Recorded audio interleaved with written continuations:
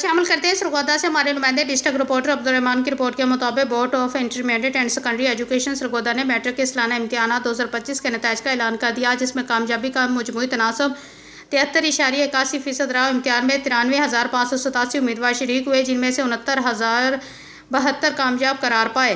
سرکاری اسکولوں کے طلباء کی کامیابی 75.65%، جبکہ پرائیویٹ امیدواروں کی کامیابی 58.11% رہی۔ پوزیشن ہولڈرز کے ذات میں تقریب منعقد ہوئی، جس میں پہلی پوزیشن پر لیپ ٹاپ، گولڈ میڈل اور نقد انعام دیا گیا۔ دوسری اور تیسری پوزیشن پر سلور، براؤن میڈل اور انعامات دیے گئے۔ تقریب کے مہمان خصوصی کمشنر سرگودا جہاں اعوان MNAs ملک شاکر، بشیر اعوان اور ارم حامد تھے، جنہوں نے کمپیوٹر بٹن دبا کر رزلٹ آن لائن جاری کیا۔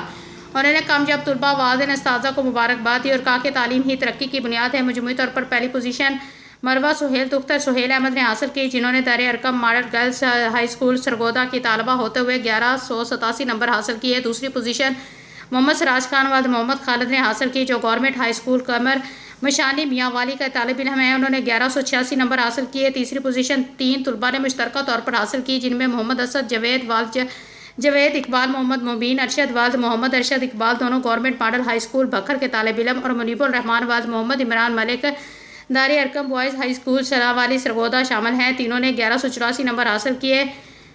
ہوم مینٹین گروپ میں بھی بکھر کی طالبات نے میدان مار لیا۔ گورنمنٹ گرلز ہائی اسکول سرائے مہاجر بکھر کی طالبہ ارحیہ فاطمہ نے دختر محمد فاروق نے 1144 نمبر حاصل کر کے پہلی پوزیشن حاصل کی۔ اسی اسکول کی طالبہ کنیز بہو دختر محمد ابراہیم نے 1140 نمبر کے ساتھ دوسری پوزیشن حاصل کی، جبکہ تیسری پوزیشن جمیلہ مجید دختر عبدالمجید نے 1138 نمبر حاصل کی، جو گورنمنٹ گرلز سیکنڈری اسکول سیال بکھر کی طالبہ ہے۔